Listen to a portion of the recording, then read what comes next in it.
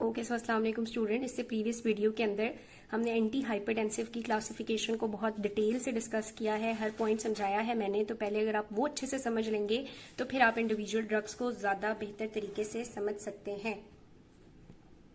अच्छा, अब anti hypertensive यानी ब्लड प्रेशर रेज हुआ और हमने पेशेंट के ब्लड प्रेशर को कम करना है। ठीक है, अब ब्लड प्रेशर को कम करने के लिए मैंने बताया सबसे पहली चॉइस हमारे पास क्या होती है, डायूरेटिक्स होते हैं। अब आपने याद रखना है हाइपरटेंशन के लिए फर्स्ट लाइन ट्रीटमेंट की ड्रग्स जो है वो ACD होती हैं। ठीक है, यानी फर्स्ट लाइन ट्रीटमेंट जो आपने फौरन से उसको देना है उसमें क्या आती है, ACD आती है। डी से मुराद है डायूरेटिक्स, और वो भी कौन से डायूरेटिक्स, थायजाइड डायूरेटिक्स जो है वो फर्स्ट चॉइस होती है। बाकी दोनों में साथ साथ बताती हूँ। सो हम डायूरेटिक्स देंगे। अब कहते हैं डायूरेटिक्स जो भी करेंगी तमाम केसेस में इन्होंने कुछ ऐसा काम जरूर करना है कि आपके यूरिन आउटपुट को बढ़ा देना है। जब आपका यूरिन आउटपुट बढ़ेगा तो ओवरऑल बॉडी का जो वॉल्यूम है वो क्या होगा, कम हो जाएगा। बॉडी से यूरिन लॉस हो रहा है, वॉल्यूम लॉस हो रहा है तो वॉल्यूम कम हो जाएगा। वॉल्यूम जब कम होगा तो बच्चों वीनस रिटर्न कम होगा। ठीक है, वीनस रिटर्न जब कम होगा तो आपके पास कार्डियक आउटपुट कम होगा। कार्डियक आउटपुट कम होगा तो ब्लड प्रेशर कम हो जाएगा।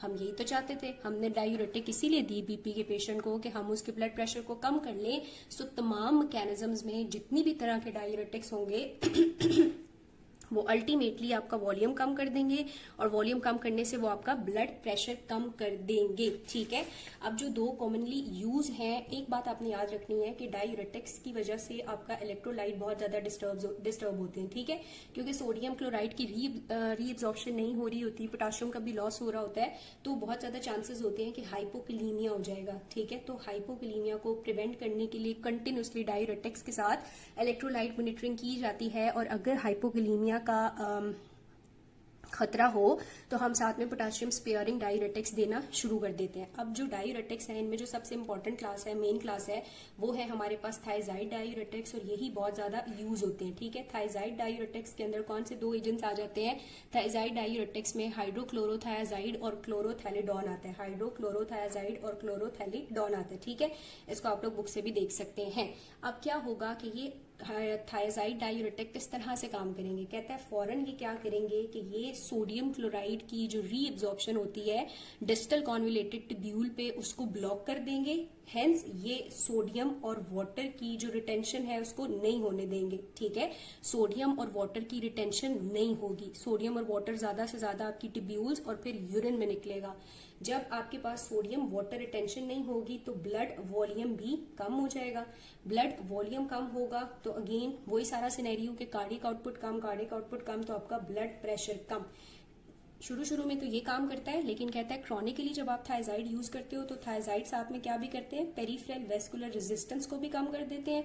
रेजिस्टेंस कम होने से भी आपका ब्लड प्रेशर कम होता है। तो थायजाइड दोनों तरह से काम करता है, कार्डियक आउटपुट को कम करके भी बीपी कम करता है, और रेजिस्टेंस को कम करके भी ब्लड प्रेशर को कम कर देता है। ठीक है, इनिशियल थेरेपी के तौर पे हम इसको यूज करते हैं अनलेस और अनटिल के इसको किसी पेशेंट को कोई साथ में रीनल इशू नहीं है, क्योंकि रीनल के थ्रू ही तो ये काम कर रहा है। और इसको हम दूसरी एंटी हाइपरटेंसिव्स के साथ कंबाइन करके यूज कर सकते हैं, बीटा ब्लॉकर के साथ, एस वगैरह के साथ। बस किडनी एबनॉर्मेलिटी के पेशेंट में ये इतनी ज्यादा इफेक्टिव नहीं होगी। थायजाइड के जो एडवर्स इफेक्ट है वो लिपिन के अंदर उसने बताए हुए हैं कि इसके एडवर्स इफेक्ट ये है कि ये पोटाशियम का बहुत ज्यादा लॉस करेगा, तो ये हाइपोकलीमिया कर सकता है। ठीक है, दूसरी बात ये है कि यूरिक एसिड को भी ये रीअब्सॉर्ब नहीं होने देगा, तो हाइपर यूरिसीमिया कर देता है। ठीक है, क्योंकि उसको भी यूरिक एसिड को एक्सक्रीट नहीं होने देगा, सिक्रीशन नहीं होने देगा उसकी, क्योंकि सोडियम वगैरह को सिक्रीट कर रहा होगा, तो हाइपर यूरिसीमिया भी कर सकता है, और सेम एज हाइपर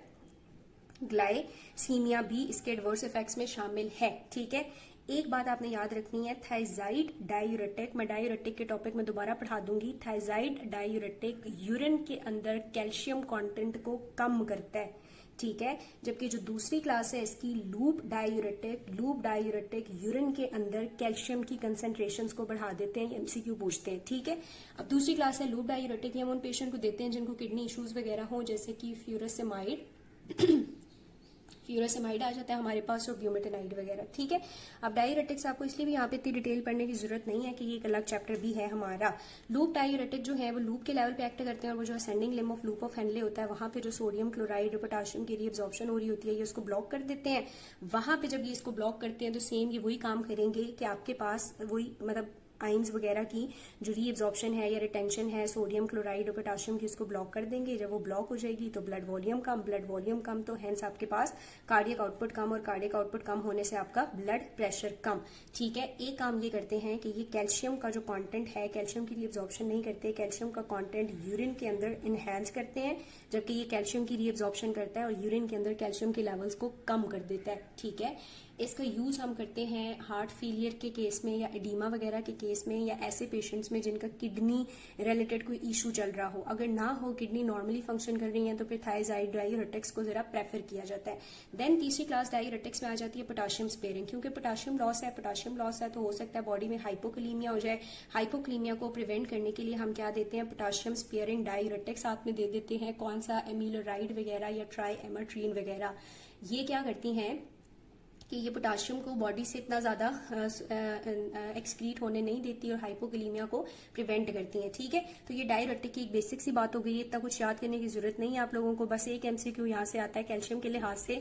अब कैल्शियम की रीजन क्या है, ये मैं डायूरेटिक के टॉपिक में आपको पढ़ाऊंगी। अभी जो मेजर फोकस है हमारा वो है दूसरी क्लास के ऊपर, यानी ये जो दूसरी क्लास हमने क्लासिफिकेशन में पढ़ी कि जो दूसरी क्लास सिंपैथेटिक एजेंट्स हैं ये किस तरह से काम करते हैं।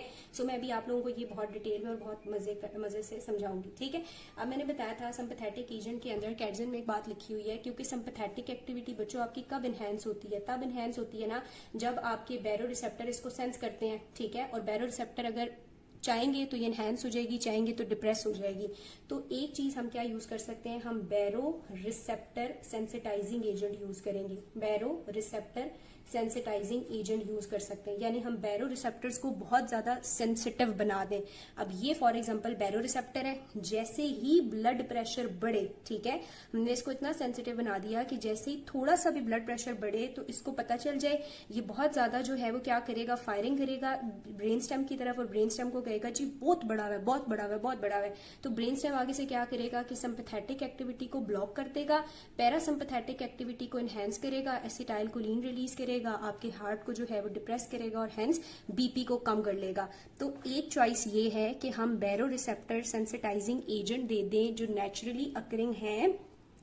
कैटजन के अंदर एक बताया है वेरेट्रम अल्केलाइड, लेकिन क्योंकि ये बहुत ज्यादा टॉक्सिक हैं तो क्लिनिकली इनके यूज को बैन कर दिया गया है। क्लिनिकली हम इनको यूज नहीं करते, वरना एक चॉइस हमारे पास ये बैरो रिसेप्टर रिफ्लेक्स भी हो सकती है। हम बैरो रिसेप्टर को स्टिमुलेट करके भी अपने टारगेट को अचीव कर सकते हैं। लेकिन चलो अगर हमने ये यूज नहीं करने, दूसरी चॉइस हमारे पास क्या है, दूसरी चॉइस हमारी क्या है, दूसरी चॉइस मैंने जैसे बताया था कि हम क्या करेंगे, कुछ सेंट्रली एक्टिंग एगनिस्ट दे देंगे ताकि सेंट्रल सिस्टम से जो आपके पास आ रही है सिंपैथेटिक एक्टिविटी वो ना आए। ठीक है, तो दूसरी चॉइस हमारे पास क्या होती है, हम सेंट्रली एक्टिंग सिंपैथेटिक एगनिस्ट देते हैं। हमें तो ब्लॉक करना है, फिर हम एगनिस्ट क्यों दे रहे हैं, एगनिस्ट तो स्टिमुलेट करते हैं चीज को। तो अभी मैं ये चीज समझाती हूँ, हम या तो फिर दूसरे चॉइस पे क्या देंगे, सेंट्रली एक्टिंग एगनिस्ट देंगे। इन सेंट्रली एक्टिंग एगनिस्ट के अंदर आपके पास क्या आता है, कोलिनिडीन आ जाती है, ठीक है, और मिथाइल डोपा आ जाती है, कोलिनिडीन और मिथाइल डोपा। अब मैं जरा इसका मैकेनिज्म समझाती हूँ आप लोगों को। अच्छा, ये होती है हमारे पास प्री सिंपैथेटिक टर्मिनल और यहाँ पे है हमारे पास पोस्ट सिंपैथेटिक टर्मिनल। ठीक है, नॉर्मली यहाँ पे टायरोसिन और डोपामीन से और डोपा से आगे नॉरएपिनेफ्रिन बन रहा और सब कुछ हो गया और नॉरएपिनेफ्रिन रिलीज हो गया। ठीक है, नॉरएपिनेफ्रिन जब रिलीज होता है तो इसने सामने जाके अल्फा 1, बीटा 2 पे तो लगना है, साथ ही साथ ये अल्फा 2 पे भी लगता है। और अल्फा 2 प्री सिनेप्टिकली ही पड़े हुए हैं। अल्फा 2 कहाँ पड़े होते हैं, प्री सिनेप्टिकली पड़े हुए होते हैं। जब नॉरएपिनेफ्रिन रिलीज होता है तो ये कुछ जाके अल्फा 2 पे भी लगता है। जब ये अल्फा 2 पे लगता है तो अल्फा 2 होता है बेसिकली यहाँ पे फीडबैक इनहिबिशन देने के लिए। जैसे ही अल्फा 2 सेंस करता है कि नॉरएपिनेफ्रिन रिलीज हुआ है, ये फीडबैक इनहिबिशन दे देता है और कहता है फर्दर नॉरएपिनेफ्रिन को फिलहाल रिलीज नहीं करना, ये नॉर्मली हो रहा है। ठीक है, अब अगर मैं चाह रही हूं कि नॉरएपिनेफ्रिन रिलीज ना हो, क्योंकि नॉरएपिनेफ्रिन रिलीज हो रहा है, रिसेप्टर पे लग रहा है और for example blood pressure raise हो रहा है, मैं ये नहीं चाहती, तो मैं यही चाहूंगी ना कि नॉरएपिनेफ्रिन कम रिलीज हो। जब मैं चाहूंगी कि कम रिलीज हो तो उसका एक तरीका ये है कि मैं फीडबैक बढ़ा दूं। फीडबैक बढ़ाने के लिए मुझे अल्फा 2 को स्टिमुलेट करना पड़ेगा और स्टिमुलेट करने के लिए एगनिस्ट देने पड़ेंगे। सो आपके पास जो